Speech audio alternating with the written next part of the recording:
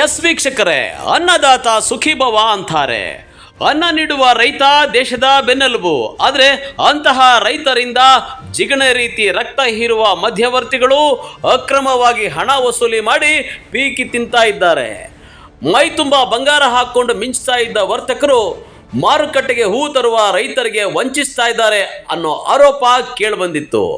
ಅಂದ ಹಾಗೆ ಮಾರುಕಟ್ಟೆಗೆ ಹೂ ತರುವ ರೈತರಿಂದ 10 ಕೆಜಿ ಹೂಗಳಿಗೆ 1 ಕೆಜಿ ಹೂವು ನೀರು ಅಂತ ತೂಕದಲ್ಲಿ ಕಡಿತಗೊಳಿಸ್ತಾರೆ. ಅದಲ್ಲದೆ 100 ರೂಪಾಯಿಗೆ 10 ರೂಪಾಯಿ ಅಂತ ರೈತರಿಂದ ಅಕ್ರಮವಾಗಿ ಕಮಿಷನ್ ಹೆಸರಲ್ಲಿ ಹಣ ವಸೂಲಿ ಮಾಡ್ತಾ ಇದ್ದಾರೆ ಅನ್ನೋ ಆರೋಪ ಕೇಳಿಬಂದಿತ್ತು. ಇನ್ನು ಕೃಷಿ ಮಾರುಕಟ್ಟೆ ಇಲಾಖೆಯ ನಿಯಮಗಳ ಪ್ರಕಾರ ಮಧ್ಯವರ್ತಿಗಳು ರೈತರಿಂದ 1 ರೂಪಾಯಿ ಸಹ ಹಣ ಪಡೆಯುವಂತಿಲ್ಲ. ವ್ಯಾಪಾರಸ್ಥರಿಂದ ಪರ್ಸೆಂಟೇಜ್ ಪಡೆಯಬೇಕು ಅಂತ ಬೈಲಾದಲ್ಲಿ ನಮೂದಿಸಿದ್ರು ಸಹ ವರ್ತಕರು ರೈತರ ಬಳಿ ಅಕ್ರಮವಾಗಿ ವ್ಯಾಪಾರದ ರೀತಿಯಲ್ಲಿ ಲೂಟಿ ಮಾಡ್ತಾ ಇರೋ ವಿಚಾರವಾಗಿ ಈಗಾಗಲೇ ಶಾಸಕ ಪ್ರದೀಪ್ ಈಶ್ವರ್ ವರ್ತಕರಿಗೆ ಎಚ್ಚರಿಕೆ ನೀಡಿದ್ರು. ಸರ್, ನಾನು ಎಲ್ಲಾ ರೈತರಿಗೆ ರಿಕ್ವೆಸ್ಟ್ ಮಾಡೋದು, ನಾವು ರೈತರ ಪರ. ಈ ವರ್ತಕರ ಈ ದಬ್ಬಾಳಿತನಕ್ಕೆ ನಾನು ಬ್ರೇಕ್ ಹಾಕ್ತೀನಿ. ಈ ವರ್ತಕರದು ಒಳ್ಳೆ ವರ್ತಕರಿದ್ದಾರೆ, ನಾನು ಇಲ್ಲ ಅಂತ ಹೇಳ್ತಿಲ್ಲ. ಆದ್ರೆ ಈ ವರ್ತಕರದು ಒಂದು ಮಾಫಿಯಾ ಆಗೋಗಿದೆ ಚಿಕ್ಕಬಳ್ಳಾಪುರದಲ್ಲಿ. ಏನಾಗೋಗಿದೆ, ವಿಶೇಷವಾಗಿ ಫ್ಲವರ್ ಮಾರ್ಕೆಟ್ ಅವ್ರದ್ದು. ಅವರು ಇನ್ನು ಅವ್ರ ಹತ್ರ ಹೋಗ್ತೀನಿ ಇವ್ರ ಹತ್ರ ಹೋಗ್ತೀನಿ ಅಂದ್ರೆ ಅವೆಲ್ಲ ನನ್ನ ಹತ್ರ ನಡೆಯಲ್ಲ. ಕಾನೂನ್ನ ಫಾಲೋ ಮಾಡ್ಬೇಕು. ಇಂತ ಗೊಡ್ಡು ಬೆದರಿಕೆಗಳು ಹಾಕುವಂತ ಮಾಫಿಯಾ ಫ್ಲವರ್ ಮಾರ್ಕೆಟ್ ಅಲ್ಲಿ ಕುತ್ಕೊಂಡಿದೆ. ನಾನು ಇವ್ರಿಗೆ ವಾರ್ನ್ ಮಾಡ್ತಾ ಇದ್ದೀನಿ. ಮಾಡ್ತಿದ್ದೀನಿ. ಯಾಕೆಂದ್ರೆ ಅಲ್ಲೆಲ್ಲ ಬಹಳ ವರ್ತಕರು ಕೆಲವರು ಇನ್ಫ್ಲೂಯೆನ್ಸರ್ಸ್ ಇದ್ದಾರೆ.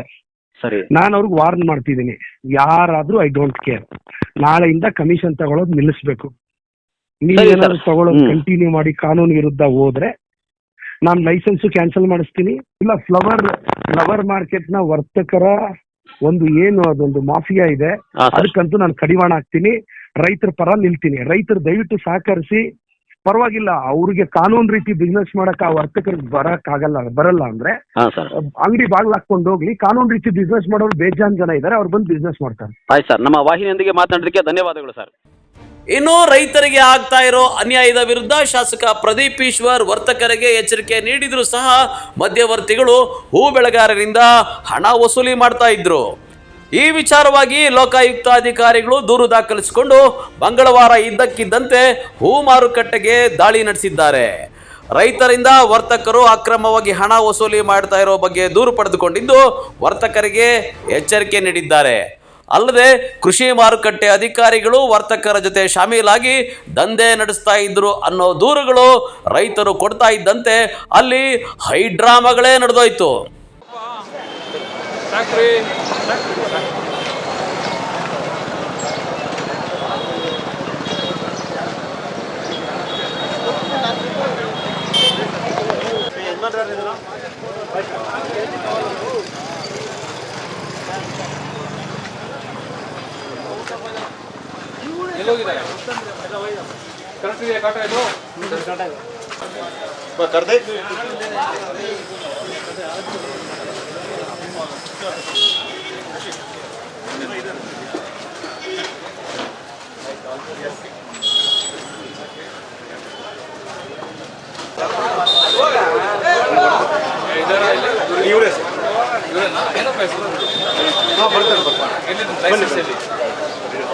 ಇಟ್ಕೋಬೇಕಲ್ಲ, ಬನ್ನಿ ಒಂದು ಕೆಲಸ ಮಾಡಿ, ಲೈಸೆನ್ಸ್ ಇಲ್ಲಿದೆ ಗಾಡಿಯಲ್ಲಿ.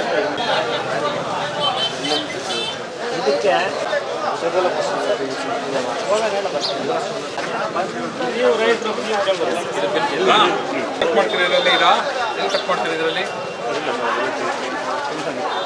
ತೆಗಿತಾ ಇಲ್ಲ ಎಲ್ಲಿ ತೆಗಿತಾ ಇಲ್ಲ? ಪಾರ್ಸಲ್ ಅವ್ರಿಗೆ ರೈತರಿಗೆ ಕೊಡೋ ಬಿಲ್ ಇಲ್ಲ. 10% ರೈತರ ಬನ್ನಿ ಮುಂದೆ.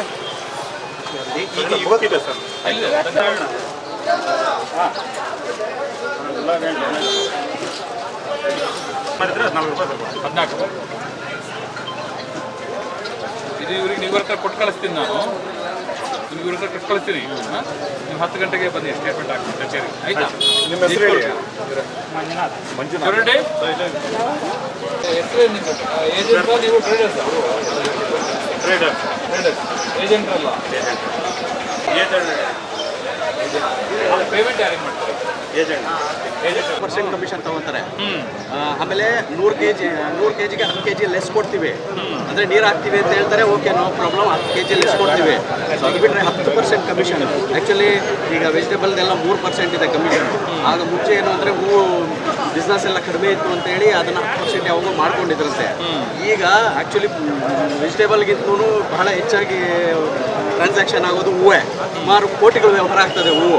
ಸೊ ಅಂಥದ್ರಲ್ಲಿ ಈಗಲೂ 10% ಅಂದರೆ ನಾವು ರೈತರಿಗೆ ಅಲ್ಲಿ ನೋಡಿದ್ರೆ ಯಾವುದು ನಮಗೆ ಔಷಧಿ ಆಗ್ಬೋದು ಅಥವಾ ಮೆನ್ಯೂರ್ಸ್ ಆಗ್ಬೋದು, ಯಾವುದು ಕಡಿಮೆ ಏನಿಲ್ಲ. ನಾವು ಅಲ್ಲಿ ಮಾತ್ರ ಜಾಸ್ತಿ ಕೊಡಬೇಕು, ಇಲ್ಲಿ ಮಾತ್ರ ನಮಗೆ ಇಲ್ಲಿ ತೊಂದರೆ ಆಗ್ತಾ ಇರ್ತದೆ. ಹೇಳಿ ಪರವಾಗಿಲ್ಲ,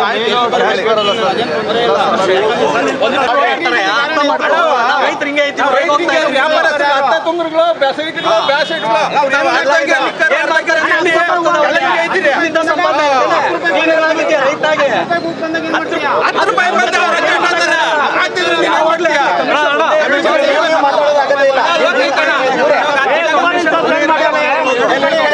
ನೋಡ ಹಂಗೆ ಮರ್ಚೆಂಟ್ ಎಲ್ಲಿಂದ ಬರ್ತದೆ?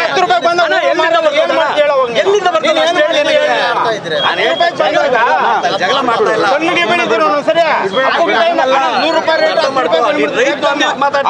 ಮಾತಾಡಿಲ್ಲ ಅಂದಿದ್ರೆ ನಾವು ಏನು ನೀವು ನಾವು ತಂದ್ರೆ ತಾನೆ ಯಾರಿಗೂ ಲಾಸ್ ಆಗಲ್ಲ.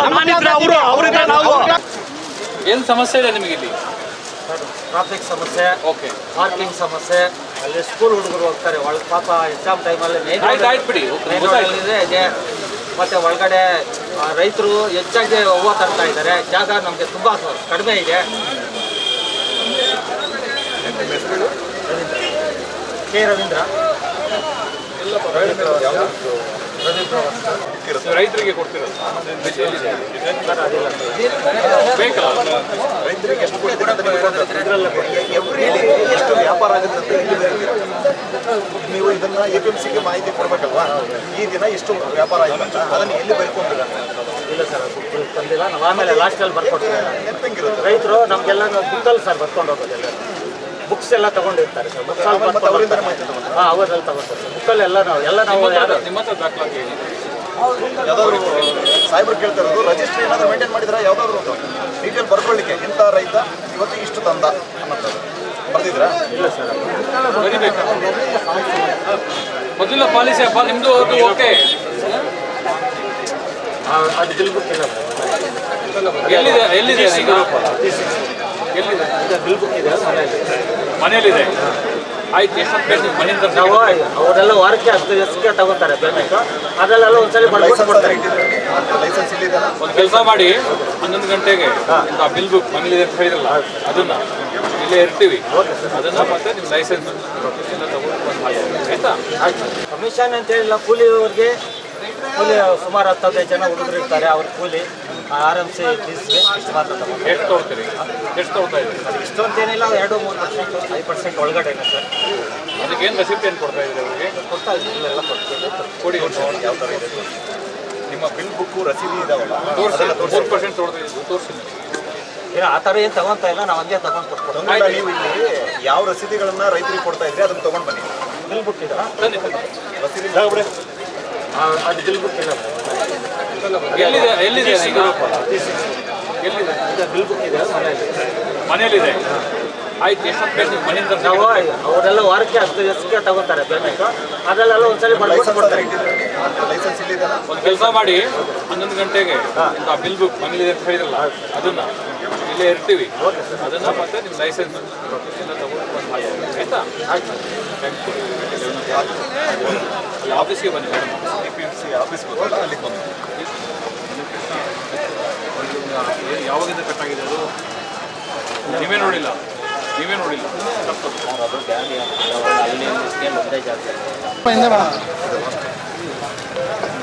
ಕರೆಕ್ಟ್ ಇದೆಯಲ್ಲ? ಕಡಿಮೆ ಇದೆಯಲ್ಲ? ಇವಾಗ ನೀವು ಇದನ್ನ ಕೊಲಾಬ್ರೇಷನ್ ಮಾಡಿದ್ದೀರಾ? ಸರ್. ಹಾಂ, 6-7 ಆಗಿದೆಯಾ? ಆಗಿದೆ. ಎಲ್ಲಿದೆ ಡಾಕ್ಯುಮೆಂಟ್ ಇದೆ? ಅದಕ್ಕೆ ಇದೆಯಾ? ಕೆಲಸ ಇದೆಯಲ್ಲ? ಕರೆಕ್ಟ್ ಇದೆ.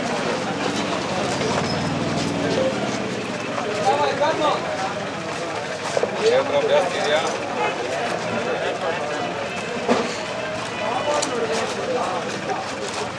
ಸೊ 50 ಗ್ರಾಮ್ ಜಾಸ್ತಿ ಇದೆ.